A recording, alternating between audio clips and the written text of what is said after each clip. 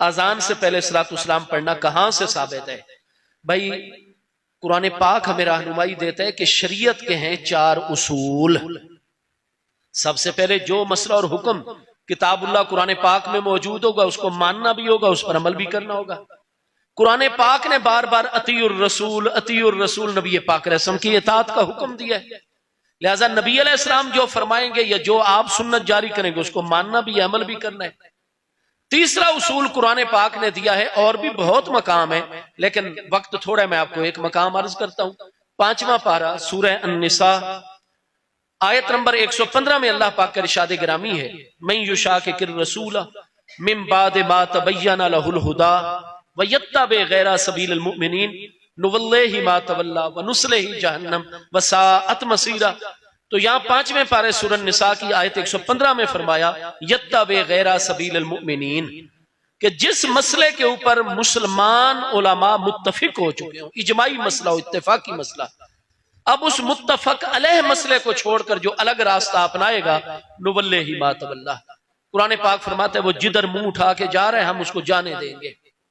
अपने करीब नहीं आने, अपनी बारगाह का कुर्ब उसी को अता करेंगे जो रसूल अलैहिस्सलाम की मुखालफत भी ना करता हो और मोमिनीन के मुत्तफिका रास्ते से भी इधर उधर ना होता हो। ये मुसलमानों के मुत्तफिका रास्ते से अलग हो गया है, तो जिधर जाता है चला जाए। नुस्ले ही जहन्नम, लेकिन क्यामत वाले दिन घेर घार के इसको हम कलाबाजियां जहन्नम की आग में खिलाएंगे।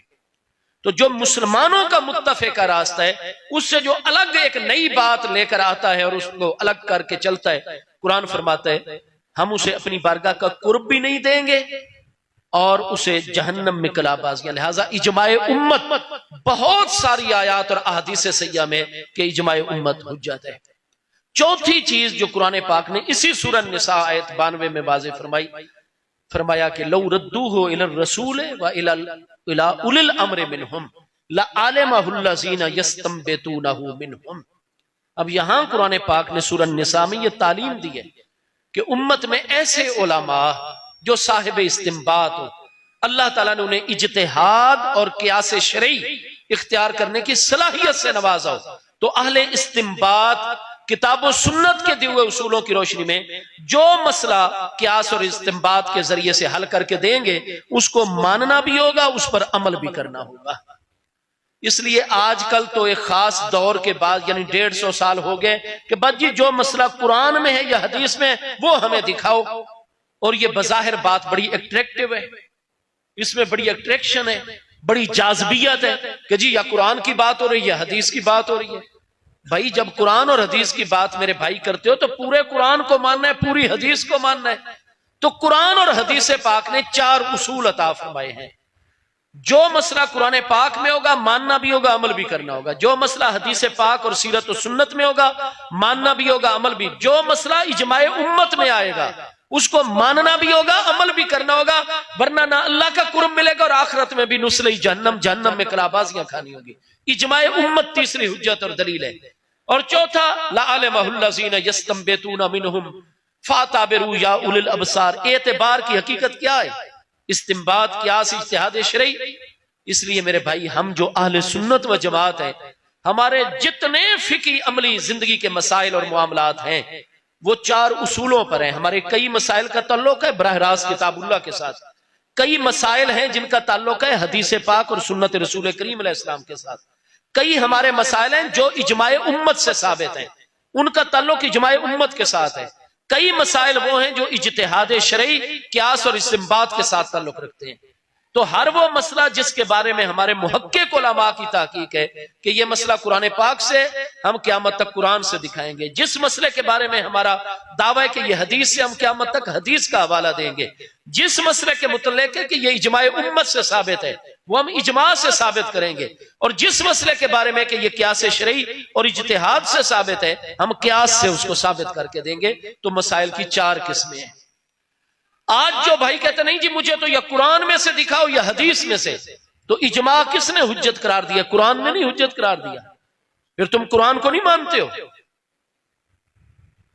कियास शरई को कुरान ने हुज्जत नहीं करार दिया, इसलिए कि हवादिस और नवाजिल ये तो ला तादाद है, क़यामत तक नए से नए मसाइल पेश आते चले जाएंगे। आज नेशनलिज्म का दौर है, इलाकाई तरीकों से इंसानों की, ये पाकिस्तानी है या बांग्लादेशी है या सऊदियन है या फलां है। एक वो दौर था जब पूरा एक उम्मत का मामला था। आज क्या गैर बरतानिया की नेशनलिटी हम लेते हैं, उसके बारे में शरीयत क्या कहती है? क्या आज इसके लिए क्यास की जरूरत नहीं है?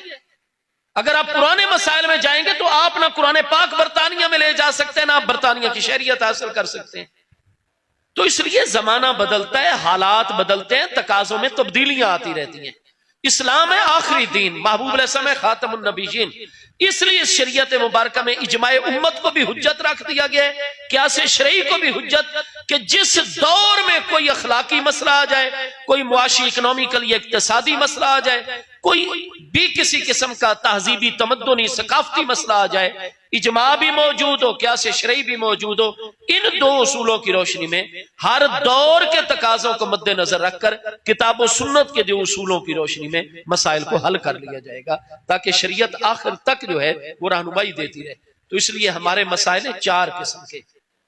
इसलिए जब भी आप जाते हैं ना सुप्रीम कोर्ट के रजिस्ट्रार, हमारा जी ये मामला है, हाई कोर्ट से आ गया फैसला लेकिन हमें शरह सदर नहीं हो रही, खुदा रहा इसको, तो सुप्रीम कोर्ट का रजिस्ट्रार आपकी तमाम फाइल को देखता है और कितनी मरतबा वो कह देता है कि इसमें ये कानूनी सुकम है, लिहाजा ये नाकाबिले समात तुम्हारी पिटीशन और दरखास्त है, इसको वापस ले जाओ और अपने वकला को कहो कि इसको फुला फुला आईनी और कानूनी शिक के तहत बनाकर लेकर आए। तो इसलिए ये महज आज ये कह देना जी कुरान और हदीस से ही हवाला, भाई कुरान और हदीस भी हुज्जत है और कुरान और हदीस ने अगली 2 चीजों को भी हुज्जत करार दिया है। इसलिए पूरे दीन को मानना है, आधे दीन को नहीं मानना। तो मसाइल किताबुल्लाह, सुन्नत रसूल करीम अलैहिस्सलाम, इजमाए उम्मत और क्यासे शरई, ये जो है आजान के साथ सलातु वस्सलाम का मसला, इसका ताल्लुक क्यासे शरई के साथ है। बस इसी पर इख्तिताम करते हैं बात का। मैं 2-2.5 मिनट में बात समझा देता हूं। ऐसा हुआ था कि सुल्तान सलाहुद्दीन अय्यूबी वफात पा रहे 567 सने हिजरी में। आप अंग्रेजी तरतीब से बाएं जानिब से 5, 6, 7 लिखेंगे तो उनका सने वफात सामने आएगा, 567 सने हिजरी। इससे भी पहले हुआ यह था कि करमता, जो आज शाम दिमश्क में इस वक्त बिशारुल असद साहिब हुक्मरान है, ये करमती आहले तशय्यो हैं। आहले तशय्यो के 34 फिरके, उनमें से एक फिरके करमता, ये अबू ताहिर करमती के पैरोकार होते हैं। बहुत सारे मसाइल में उम्मत से इख्तिलाफ है। सबसे बड़ा इख्तिलाफ ये कि हुजूर मौला मुर्तजा शेर खुदा करमल्लाहु ताला वजहुल करीम की जाते बाबरकात को जितने करामता होंगे, करमती शिया होंगे, वो खुदा मानते हैं।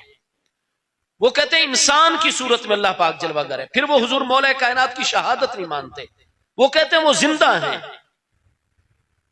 और जो हमारा इमाम होता है मौजूदा, हुजूर मौला कायनात उसके अंदर होते हैं और हुजूर मौला कायनात अल्लाह है, लिहाजा हमारा इमाम इस वास्ते से अल्लाह होता है। तो जो इमाम कह देगा हम उसी पर अमल करेंगे। बिशारुल असद का वालिद हाफिजुल असद शाम का साबिक सदर फौत हो गए, वो इनका उस वक्त का इमाम था। तो ये भाई करमती आज भी मौजूद हैं। हुआ यह था कि हरमैन तय्यबैन शाम, उस वक्त मुल्तान का हाकिम भी करमती था। तो हरमैन तय्यबैन और पूरे आलम इस्लाम पर इनका हो गया कब्जा। सुल्तान सलाहुद्दीन अय्यूबी उनका असल नाम जो है, तो ये बेटे हैं नजमुद्दीन अय्यूब के, ठीक है जी। अब इनके चचा जान थे शेर को, जो कि सुल्तान नूरुद्दीन जंगी के सालारे आला थे। अब ये खुद आलिम व फाजिल थे, जामिया निजामिया से सनद याफ्ता थे सुल्तान सलाहुद्दीन अय्यूबी अलैहि रहमा। पहली जंगे सलीबी की, जो पहली सलीबी जंगे हैं, वो दौर मुकम्मल हो गया था। उसके बाद ये करमती हो गए, हरमैन तय्यबैन, मुल्तान और शाम और कितने आलम इस्लाम पर गालिब। इन्होंने ये तरीका उस वक्त इख्तियार किया कि अजान से पहले और अजान के बाद अपने हुक्मरानों का नाम लेकर सलाम पढ़ना शुरू कर दिया। जुमे के खुतबों में, निकाह के खुतबों में, ईदैन के खुतबों में और हर अजान के साथ किताबों में वाज़े मौजूद है, अस्सलामु अला इमाम अल आदिल, अस्सलामु अला इमाम अज़्ज़ाहिर, अस्सलामु अला इमाम फुलान इब्ने फुलान खलीफतुल्लाह। ये सब फिर उसके बाद सुम्मा अजाने पढ़ते। अब अल्लाह पाक ने करम नवाजी फरमाई, हालात ऐसे बने कि सुल्तान सलाहुद्दीन अय्यूबी जो थे नूरुद्दीन जंगी के बाद, इक्तदार उनको मिल गया। अब जब उनको इक्तदार मिला तो उनको पहला जिहाद सलीबियों के मुकाबले में कुछ मुसलमान मुल्कों से करना पड़ गया। फिर अल्लाह ताला ने करम फरमाया, उनकी मदद फरमाई, मिल्लत इस्लामिया उनकी ताईद में उठी। सिवाय मुल्तान के मिस्र, शाम, बैतुल मकदस तो बाद में आजाद हुआ, और ये हरमैन तैयबैन और आलम इस्लाम पर फिर जमहूर की हुकूमत कायम करने में वो कामयाब हो गए। अब जब दोबारा हरमैन तैयबैन पर बिलखुसूस उनकी हुकूमत आ गई, तो फिर उन्होंने उलमा को इकट्ठा किया, जो उस दौर के बड़े अकाबिर तरीन उलमा थे, उनको अपने मरकज में इकट्ठा किया कि ये बिदअत इन लोगों ने शुरू किया, करमतियों ने। अगर मैं एक सरकारी ऑर्डर जारी करके इसको खत्म करता हूं कि सिर्फ अल्लाह अकबर से अजान शुरू करो, ला इलाहा इल्लल्लाह पर खत्म करो, तो ये करमती इसको मजहबी मामला अपना बना लेंगे। इनकी मदद में यहूद और नसारा तैयार खड़े हुए हैं, और ये होते हैं मुसल्ला ग्रोह। तो ये फिर बेचैनी पैदा करेंगे अगर कहेंगे मुख्तलिफ इलाकों में जाकर के मौजूदा हुकूमत हमारे मजहबी मामलात में मुदाखलत कर रही है, और लोगों को मजहब के साथ जज्बाती वाबस्तगी होती है, लिहाजा ये दोबारा मुसल्ला हो जाएंगे, यहूद नसारा इनकी मदद पे उतर आएंगे, और होगा ये मुसलमान शहरों में कि दूसरी सलीबी जंगों में हम बैतुल मकदस को तो क्या आजाद करवाएं, मिस्र और शाम बिलखुसूस फिर हमारे हाथ से निकल जाएंगे। और अगर ये इलाके चले गए तो बैतुल मकदस की आजादी, हमारा बेस कैंप भी खत्म हो जाएगा। लिहाजा ऐसी शरई सूरत निकालो कि इनकी बिदत भी खत्म हो जाए और ये इसको अपना मजहबी मामला भी ना बना सकें। तो अब सैकड़ों किताबों में यह मसला, फतावा शामी में पूरी तफसील से यह मसला है, शरह तहतावी के अंदर यह मसला पूरी तफसील से है, इमाम जलालुद्दीन सयूती की किताबों में तफसील से, अलगरज, हनफी, मालकी, शाफी, हम्बली, सारी किताबों में और सदियों से और सैकड़ों किताबों में यह मसला मौजूद है कि फिर उलमा बैठ गए, उन्होंने गौर फिक्र किया, और तमाम अकाबिर उलमा उस दौर के 6ठी सदी हिजरी के मुतवस्सित दौर में जमा हो गए कि जनाब इसकी शरई सूरत है। आप ऐसा करें कि इनके हुक्मरानों और इमामों से सलाम हटाएं और मुस्तफा जाने रहमत पे सलाम शुरू करवा दें।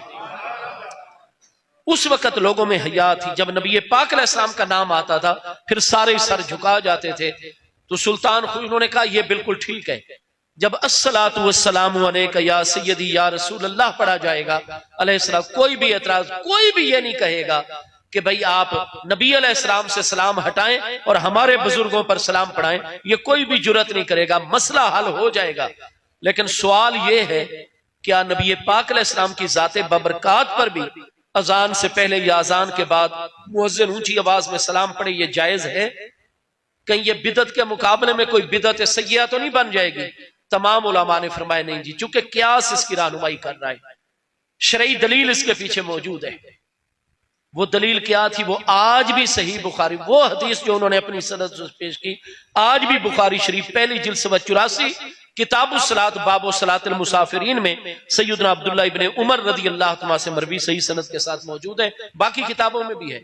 हजरत इब्ने उमर रदी अल्लाह तआला फरमाते हैं कि जब आंधी होती, तूफान होता, सफर होता, कोई बारिश तेज होती, महबूब अलैहिस्सलाम बिलखुसूस फजर और इशा की अजान में अपने मुअज्जिन को हुक्मत कर देते कि अजान पढ़ो अयकूला अला इसरही, लेकिन जैसे ही अजान मुकम्मल करनी है मुत्तसिल बाद अला इसरही अल्फाज, दाएं तरफ भी और बाएं तरफ भी कह दो अजान के साथ ऊंचे ऊंचे, अला सल्लू फिर रेहाल, अला सल्लू फिर रेहाल। लोगों आज बारिश है, आज रात बड़ी अंधेरी है, आज आंधी तूफान है, लिहाजा जितने हमारे साथ हैं वो जमात से ईशा फजर पढ़ लेंगे, बाकी अला सल्लू फिर रेहाल, आप अपने घरों में नमाज पढ़ लेना, अला सल्लू फिर रेहाल, आप अपने घरों में नमाज पढ़ लेना।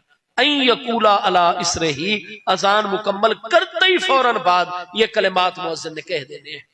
तो हुजूर अजान के बाद मुअज्जिन ऊंची आवाज में इस तरह के जुमले पढ़ दे लोगों को बताने के लिए, तो ये हदीस से सही है। फिर कहा उलमा ने कि जनाब दूसरी हदीस जो आज भी अबू दाऊद पहली जिल्द सफा 88 किताबुल अजान बाबुल अजान फौकल मनारा में सही सनद से मौजूद है कि नबी अलैहिस्सलाम की सहाबिया सैयदा उम्मे नवार अंसारिया रदी अल्लाह तआला फरमाती हैं, काना बैती अतवला बयूतिन हौलल मस्जिद, मदीना शरीफ में मस्जिद नबवी शरीफ के इर्द गिर्द जितने मकान थे, मेरा मकान सबसे बड़ा और सबसे ऊंचा था। नबी अलैहिस्सलाम ने मस्जिद शरीफ से सीढ़ियां बनवा दी थी। हजरत बिलाल को हुक्म था कि तुमने फजर की अजान उम्मे नवार अंसारिया के घर की छत पर, ताकि लोग, सुबह का टाइम होता है आजान की आवाज हर घर में दूर दूर तक जानी चाहिए।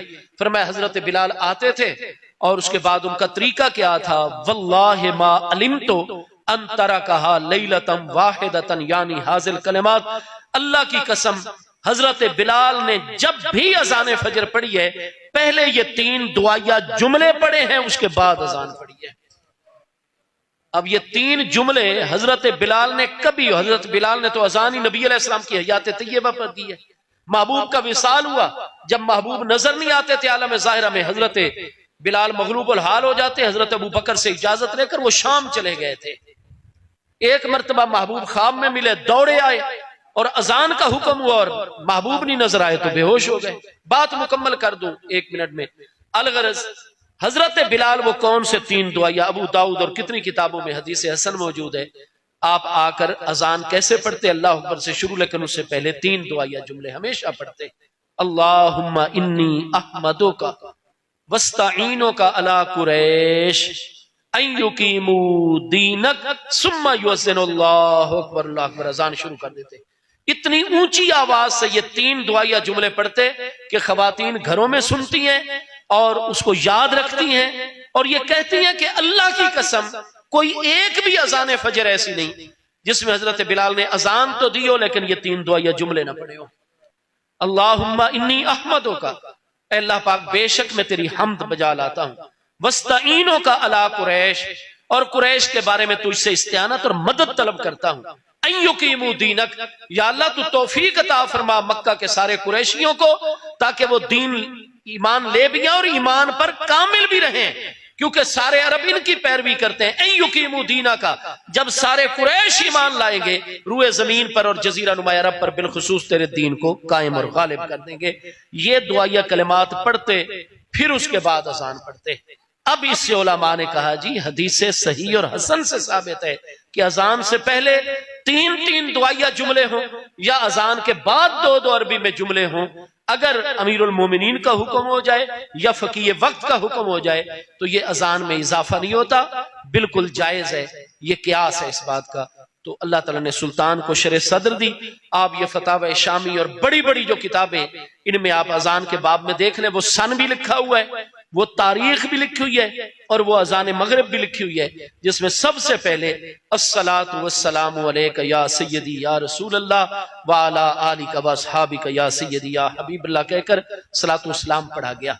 अब उलमा बाद वाले क्या थे, इमाम जलालुद्दीन सुयूती जैसे मुहक्किकीनों, अल्लामा शामी जैसे मुहक्किकीनों, अल्लामा सैयद अहमद तहतावी जैसे, शाफी, मालकी, हम्बली, हनफी, सब उलमा का हर दौर में आप जिस सदी की किताब उठाएंगे आपको हिंदुस्तान की किताबों में, अरब की सब में मिलेगा कि हाज़िही बिदअतुन सालिहतुन, हाँ जी, युजरु अलैहा फाइलुहा बेहुस्न नियत। इमाम सुयूती के अल्फाज हैं मिनल बिदअल हसनतिल्लती युजरु अलैहा फाइलुहा बेहुस्न नियत। फरमाया ये है नया काम। नबी अलैहिस्सलाम के दौर में अजान से पहले दुआया कलिमात पढ़े गए, अजान के बाद आंधी तूफान के मौके पर जब जरूरत पड़ी मुअज्जिन ने कलिमात पढ़े। सलातु वस्सलाम के अल्फाज नहीं थे, लेकिन चूंकि नबी अलैहिस्सलाम के हुक्म पर पहले भी अल्फाज पढ़े गए बाद में भी, इसलिए जिस दौर में जरूरत लायक हो जाएगी, अगर अमीरुल मोमिनीन हुक्म दे या कोई फकीह वक्त हुक्म दे और मुअज्जिन अजान से पहले या बाद कोई कलिमात पढ़ देगा तो अजान ही रहेगी, अल्लाह अकबर से शुरू होगी ला इलाहा इल्ला पर, लेकिन उससे पहले या बाद में अरबी में अल्फाज पढ़े जाएं तो ये नाजायज नहीं है, बल्कि नबी अलैहिस्सलाम के हुक्म पर कलिमात अदा किए गए हैं। फिर मुस्लिम शरीफ पहली जिल्द किताबुल जुमा में पढ़ेंगे, जुमेरात को बड़ी शदीद हजरत अब्दुल्ला इब्न अब्बास के दौर में खुलाफाए राशिदीन के भी शहादतों के बाद बारिश हुई। आपने जब जुमे की अजान लगी मुअज्जिन को हुक्म दे दिया कि आज मदीना तैयबा की गलियों में बहुत ज्यादा कीचड़ है, वाहल है, बूढ़े बुजुर्ग आएंगे, गिरेंगे, उनकी हड्डियां टूट जाएंगी, लिहाजा अय्यकूला इंदल है अलाते, अजान पढ़नी है, साथ ही कह देना है अला सल्लू फी रिहालिकुम, अला सल्लू फी रिहालिकुम। लोगों कीचड़ बहुत ज्यादा है, हम जितने मौजूद हैं हम जुमा पढ़ लेंगे, बाकी जो नहीं आ सकते वो तकलीफ ना करें, अपने कपड़े खराब ना करें, खतरे में अपने आप को ना डालें, अपने घरों में जोहर की नमाज पढ़ लें। कुछ नए हजरात आए हुए थे, मुस्लिम शरीफ की यह हदीस पढ़ रहा हूं, उन्होंने तेज नजरों से हजरत अब्दुल्ला इब्न अब्बास की तरफ देखा कि हुजूर ये आप क्या, लोग जुमा घर में पढ़ लें, जोहर घर में पढ़े और इधर ना आए। आपने जब देखा कि लोग नए हैं और मुझे हैरानी से देख रहे हैं, मुस्लिम शीम में अल्फाज है, आपने फरमाया मेरी तरफ तेज नजरों से ना देखो, इन कुल तो लहू, अगर मैंने मुअज्जिन को अजान के साथ ये कलिमात पढ़ने का हुक्म दिया तो फकद कालहू मन होवा खैरुम मिन्नी। जब इस तरह के हालात बनते थे तो जो मुझसे भी अफसल हस्ती थी हजरत उमर रदी अल्लाह तआला, वो भी इन हालात में अपने मुअज्जिन को कह दिया करते थे कि अजान के साथ ये कलिमात पढ़ दो ऊंची आवाज से। इसलिए उलमा ने क़ियास से काम लिया। मकीस अलैहि नबी अलैहिस्सलाम और हजरत उमर, हजरत इब्ने अब्बास की अहदीसें सहिया, इनमें है कि जब जरूरत हो अजान से पहले, अजान के बाद, तो चूंकि उस वक्त करमतियों का फितना खत्म करना मकसूद था, लिहाजा मुस्तफ़ा जान रहमत पे सलातो सलाम शुरू हो गया। और कुछ अरसे के बाद जंगे सलीबी हुई दुवम, और उसके नतीजे में 80 साल या 85 साल के बाद दोबारा बैतुल मक़दस मुसलमानों को अता हो गया अल्लाह की रहमत से। अलगरज हर दौर के उलमा का फतवा है, और नबी अलैहिस्सलाम का चूंकि हुक्म था, दौर खिलाफत राशिदा में हुआ है। खुलफाए राशिदीन के बाद हजरत इब्ने अब्बास जैसे फकीह तर्जुमानुल कुरान प्यारे सहाबी ने हुक्म दिया है कि जब जरूरत लाहिक हो तो अजान के बाद या पहले कलिमात पढ़े जा सकते हैं। इसलिए बिदअत सय्यिआ नहीं है, बिदअत हसना ऐसा नया काम कि जितनी अच्छी नीयत से सलातो सलाम पढ़ा जाता है अल्लाह ताला उतना ही अजर व सवाब अता फरमाता है।